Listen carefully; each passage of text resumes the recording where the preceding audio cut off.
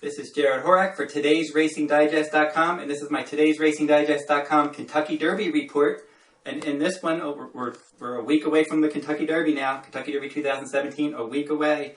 And we're going to look at some of the contenders. Now let's think about a couple of the digest numbers first. And two of the digest numbers that I really like are the fire number and the comprehensive performance rating, or CPR for short. Now the fire number, it's a horse's number, it's a speed throughout. It's not like a speed figure that just takes into account their final time. It's their speed throughout the race. And the higher the number, the faster the horse. So we're looking for horses with improving fire number patterns and horses that have earned a nice triple-digit fire numbers if you're looking for Kentucky Derby contenders.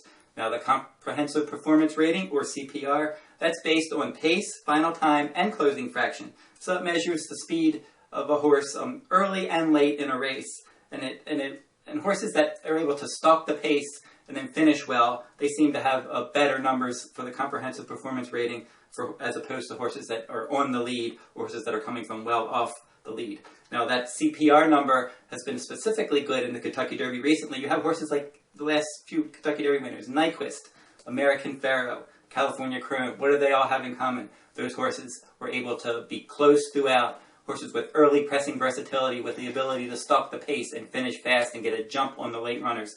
So those kind of horses have been winning the Kentucky Derby. They had some good CPR numbers as well. So maybe there'll be a horse like that in the Derby this year. Now with those numbers in mind, the fire number and the CPR, let's look at some of the Derby contenders for the digest. And let's look at their numbers recently that they've earned. Now Gormley, in the Santa Anita Derby, he got a 98 fire number and a 135 CPR. Now that was his best effort since the front runner when he was a 2-year-old, when he earned a 96 fire rating and a 140 CPR. So he seems to be back to his top form right before the Derby, which is a good sign. He's going to have to run faster and especially finish a bit better. But I like the fact that he used to be a front runner. They're trying to teach him to relax and finish, and he did just that in the Santa Anita Derby. And he's got that ability he's got that early pressing versatility. We talked about it with the CPR horses, the horses with the ability to be close and finish decently. Now, Irap is another one that you can look at. His Bluegrass, he earned a 100 fire rating and a 131 CPR. But if you look at all of his other numbers, he's never earned close to that before. So either he's just going to jump up and run even better this time, or that was a fluke. We'll find out. He's going to face better horses at 10 furlongs, obviously. But that last number points him as a contender if he can jump up and run better than that this time.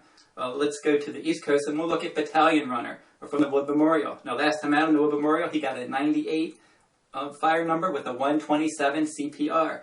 And if you look at all of his races, he's run 4 times. His maiden race, he got an 83 fire. In his second maiden race, he got an 80, then an 83, then a 92 in his allowance win, and then a 98 in the Wood Memorial. And his CPR numbers have also improved each time out, and you can see that on the screen.